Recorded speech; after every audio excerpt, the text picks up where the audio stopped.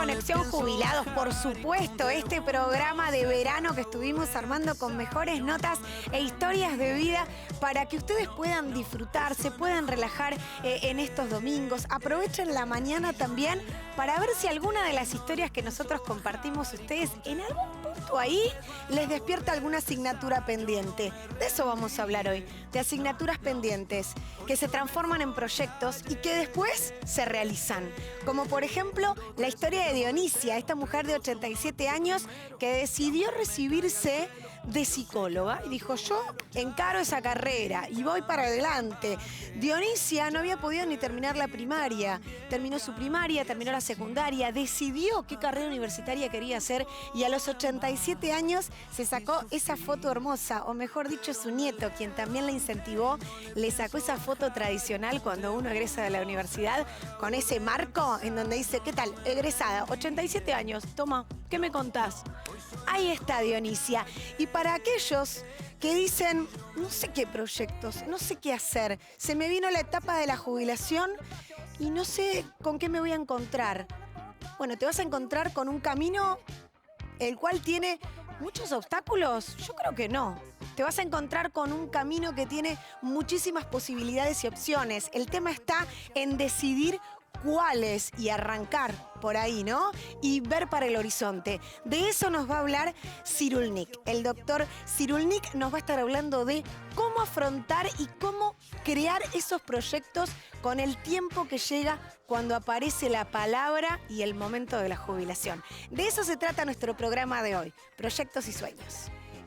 Porque es momento de compartir una historia hermosa. Mira, se nos hizo rogar, esta mujer se nos hizo rogar un montón, pero por suerte logramos tener una comunicación con ella, logramos saber cómo logró su sueño, cómo cumplió esa meta que tanto deseaba. ¿De quién les estoy hablando?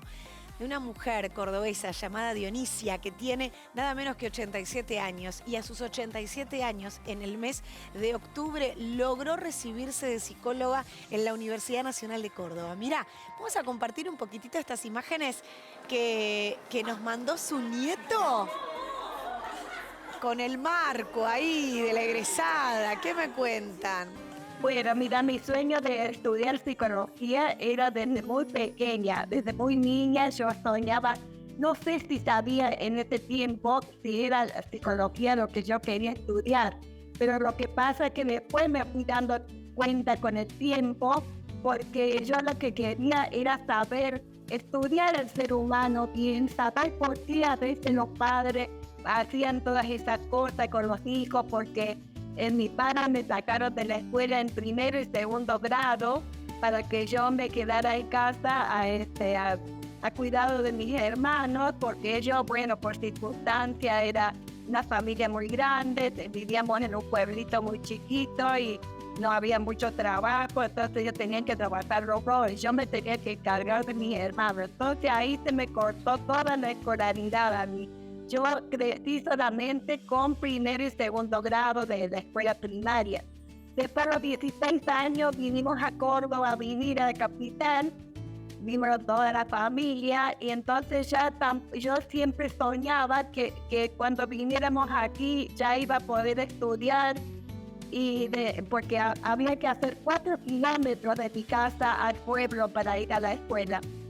Y cuando vine, que aquí también era difícil la vida, entonces tuvimos que, las dos mayores, yo y mi hermano que me seguía, tuvimos que trabajar para ayudar a mis padres. También mi papá trabajaba, mi mamá ya quedó en la casa al cuidado de los otros hermanos y nosotros trabajamos. Así que tampoco pude seguir estudiando y yo siempre pensaba, algún día lo voy a poder hacer porque yo quería terminar las escolaridades y para poder ir a la facultad, pero no se me daba nada porque trabajaba hasta la tarde y no podía hacerlo.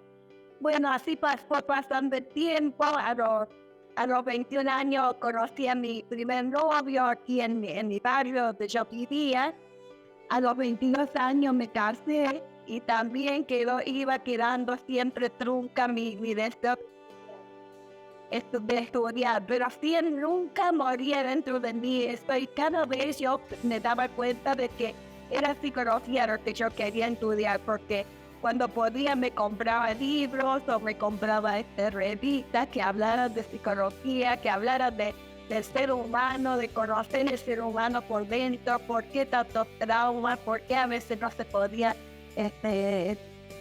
liberar a las personas de todo esto. Entonces, bueno, me casé, después vinieron mis hijos muy seguidos, tampoco pude. Pero después cuando ya mi hijo era adolescente, a los 71 años, en mi barrio pusieron para que las personas mayores, si querían terminar la escuela primaria, lo podían hacer. Así que yo ahí, fue la primera, creo que me anoté, y ahí terminé en 2 años la escuela primaria. Mi esposo me apoyaba muchísimo. Y bueno, y después yo digo, bueno, voy a terminar el próximo año, voy a seguir, me voy a anotar porque yo vivo cerca de la Universidad Nacional de Córdoba y allí se puede hacer también en la Universidad Tecnológica, en 3 años se puede hacer la secundaria. Y yo decía, me voy a anotar ahí y voy a terminar la secundaria. Y bueno, vino la mala suerte otra vez, se me quedó trunco porque mi esposo enfermó de pronto de una enfermedad muy difícil. Y ya todo se me vino abajo, entonces tuve que cuidar de él varios años, ya está con su enfermedad, y en el 2008 él falleció, así que me puse un poco fuerte y me anoté en la universidad y terminé la escuela primaria, la escuela secundaria en 3 años, en el 2012. Y en el 2013 me anoté en la facultad, me han llevado varios años también terminar esta carrera. Y me anoté y bueno, tuve la suerte de hacer un buen examen y pude entrar y bueno, y ahí seguí con todos estos años, seguí luchando para terminar mi carrera, pero nunca, por más que a veces me iba a varios parciales, pero nunca pensé en dejar.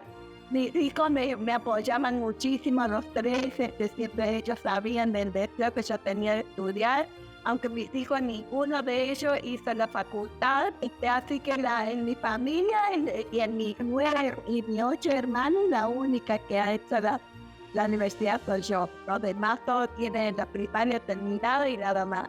Bueno, cuando ya estaba en 5º año, que ya estaba haciendo todas las electivas, uno de los profes que de una de las materias me dice, Leonicia, cuando vayas a rendir tu tesis, cuando vayas a empezar a preparar tu tesis, yo te voy a preparar. Así que no lo hagas en grupo, dice, te voy a preparar, no hacerlo sola, te voy a preparar yo.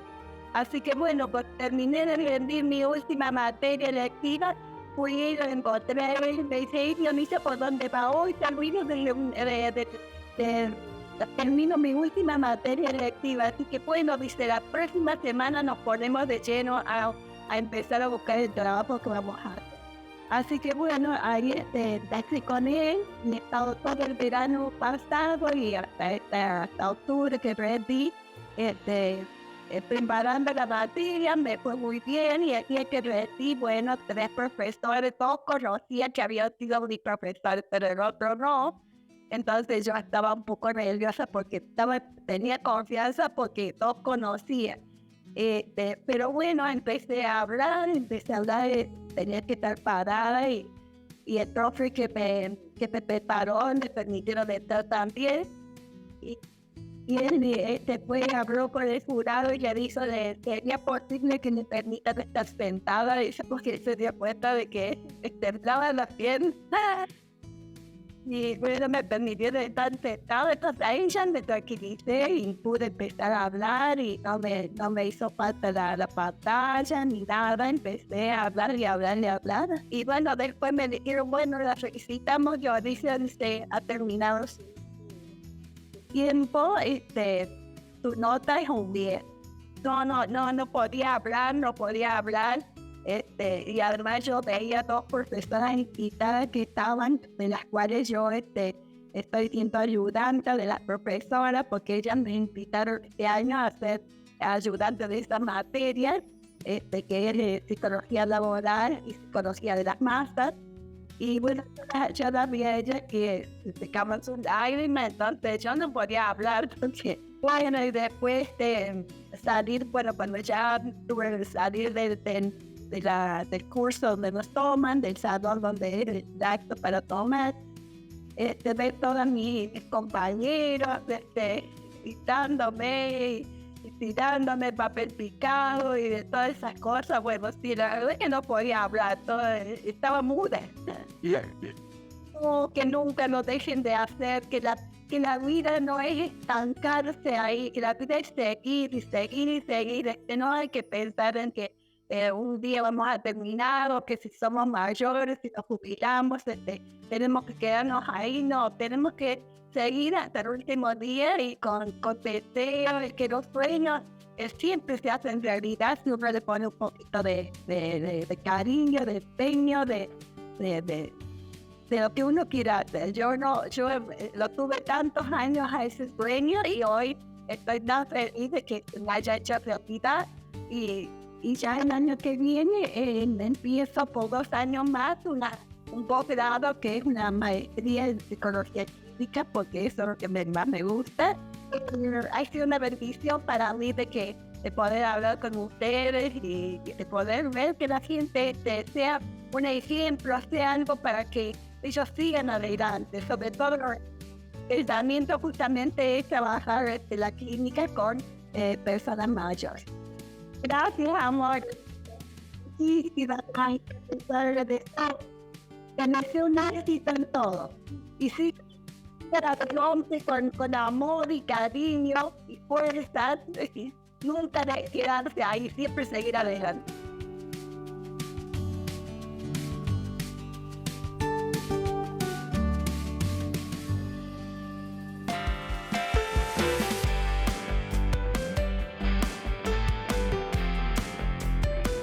Estamos desbordados. Le voy a costar unos huevos crocantes. ¡No! Ay, qué Uy, a ver, a ver, a ver. ¿Hicimos las cosas bien? Claro que sí. Ay, las ganas de meter ahí el pan. Focaccia rellena, señores. A ver eso. No, mira, mira. No se puede. Mira lo que es eso. Mira. Pero cómo me llora esa focaccia. ¿Saben cómo se come? Se come con guantes, Y chicas. pará,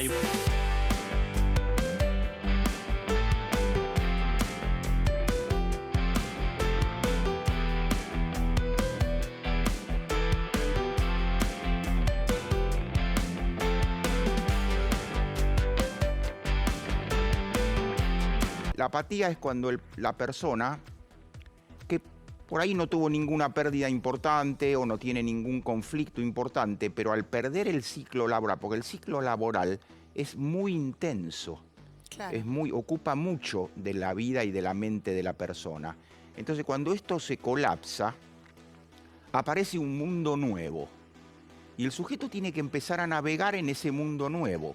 Y tiene algunas posibilidades interesantes, como por ejemplo, recuperar muchos circuitos de placer. Nosotros lo llamamos el hedonismo recuperado del jubilado o del retirado, ¿no? Nosotros preferimos decir la palabra retirado, que no es una palabra que tiene menos carga, llamémosle, de patos, la palabra retirado. Porque quiere decir que la persona se retiró de donde trabajaba. Claro. Nada más.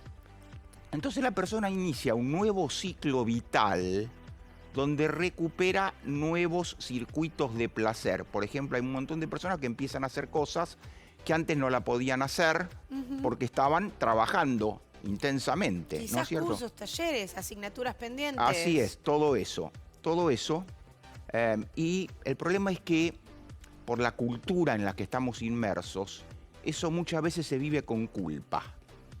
Se vive con culpa. Entonces, pero esto pasa con los meses, digamos, pasa con los meses. Y el sujeto se encuentra con nuevos circuitos de placer que antes no lo podía abarcar. El retiro es una pérdida importante. Entonces, la persona tiene que buscar cosas que le compensen esa pérdida, ¿no? Y entonces pueden aparecer nuevas personas, pueden aparecer nuevos hobbies, o pueden aparecer nuevos objetos que los llevan a situaciones de placer, etc. Claro. Y eso con el tiempo termina por compensar toda la libido que estaba puesta en el mundo laboral y ahora está puesta en un nuevo ciclo La medicación bien dada y por un especialista ayuda. Pero ¿qué pasa si esa medicación no es controlada por un especialista y nos encontramos con determinados psicofármacos, siendo casi crónicos durante un año, ¿no? Por esa persona. Y no te debo sorprender si te digo que muchas veces entre los mismos adultos mayores se recomiendan cierta medicación. Sí, claro. Digamos, es uno de los problemas que tenemos en psiquiatría geriátrica, que es la adicción a ciertas medicaciones, a lo que nosotros llamamos las benzodiazepinas, como el clonazepam o el alprazolam o el lorazepam, que la persona mayor toma de manera permanente. Se automedica o consigue la medicación y la toma de manera permanente y esto se convierte en una adicción. Y esa adicción puede llevar a deterioro cognitivo, fíjate vos. Eso ¿no? es muy importante, porque Sí, es muy quizá importante. muchos de estos medicamentos se toman para dormir. Se toman para dormir en general hay una o para calmar la sensación de, ansiedad. Calmo la ansiedad, duermo súper tranquila con esta medicación y no te das cuenta que a largo plazo empezás a tener un deterioro cognitivo. Sí, a los 6 meses puedes empezar a tener deterioro cognitivo por estas ¿Y medicaciones. cómo nos damos cuenta de ese deterioro cognitivo? ¿En qué afecta? Afecta básicamente la capacidad atencional, la memoria y la iniciativa. Esas 3 cosas.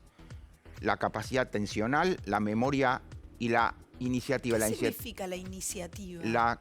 La capacidad que vos tenés por la edad que tenés de iniciar acciones dirigidas sin ningún esfuerzo, que te lleva a la voluntad, Claro. digamos, ¿no?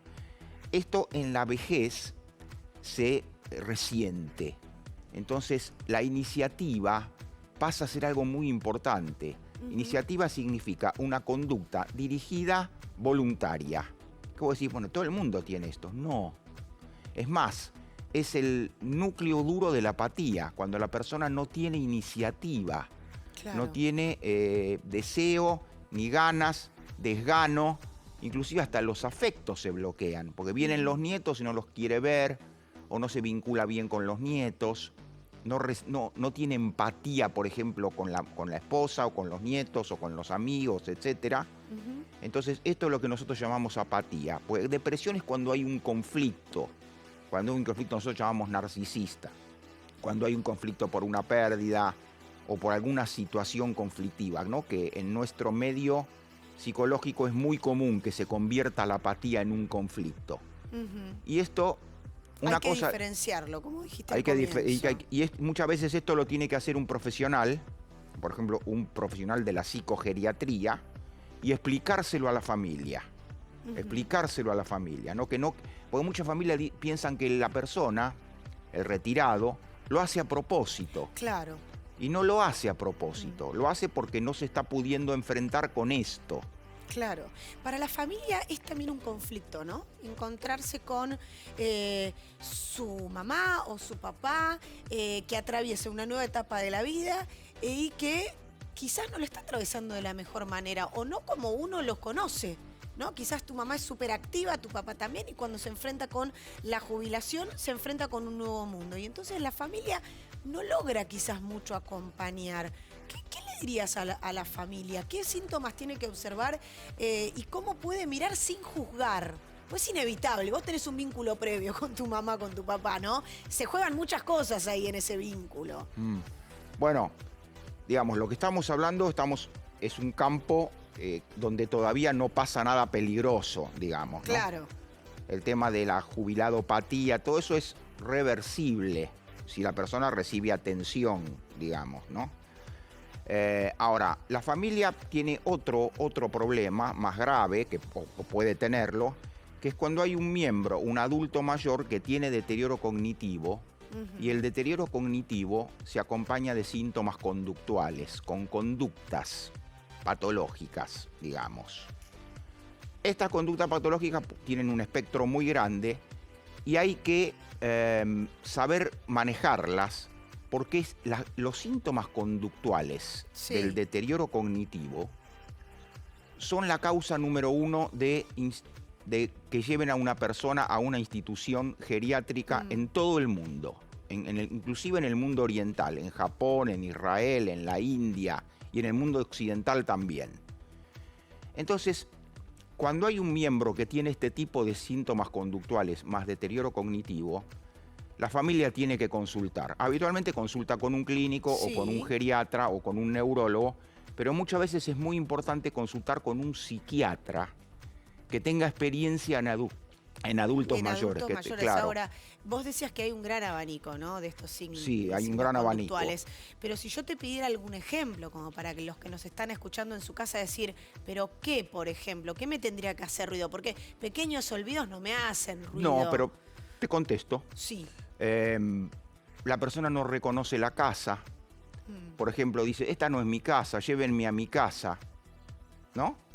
O la persona tiene ideas de que se aparecen seres queridos a la noche, tiene por ahí alucinaciones, o tiene ideas que algún familiar lo quiere perjudicar. Sobre todo esto es muy común con los temas del dinero, que por ejemplo no se acuerda dónde puso el dinero, suponete, Sí. entonces piensa que se lo robaron. Muchas veces piensa que se lo robó la esposa, o el hijo, o la hija, y ahí se arma toda una situación que si no se contempla y no se trabaja y no se trata, esto puede progresar y ahí la cosa se empieza a poner peor. Y bueno, muchas veces, no siempre, tenemos que recurrir a medicación Claro. para poder neutralizar las manifestaciones conductuales. ¿Y esa persona puede seguir viviendo en su casa con asistencia psiquiátrica y con Sí, una puede seguir bien. medicación? Justamente el gran objetivo, el objetivo de máxima hoy en día en el mundo de la psiquiatría geriátrica es que la persona siga viviendo en la casa Claro. y que reciba tratamiento en la casa.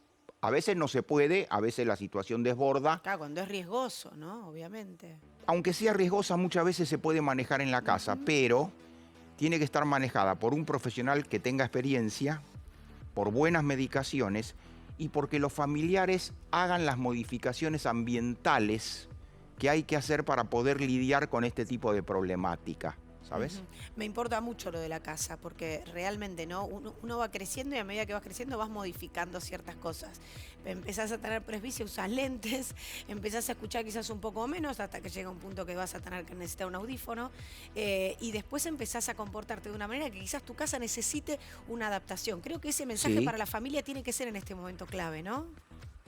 Está bueno esto que decís. Sí, tiene que haber modificaciones ambientales en la casa y tiene que haber otra cosa también, que no está en los libros, está en la experiencia más que en los libros, que es el liderazgo ejecutivo de la familia.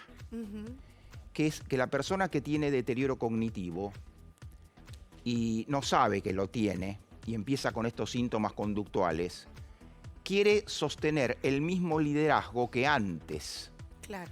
y no permite, por ejemplo, que los hijos manejen la tarjeta de débito, que la esposa maneje el dinero o que la esposa o el esposo manejen la medicación. Yo puedo manejar todo, Claro. vos no toques mi plata, no toques mi medicación. Entonces, para esto sirve la psiquiatría geriátrica o la psicogeriatría, para producir rotaciones en el liderazgo ejecutivo de la familia.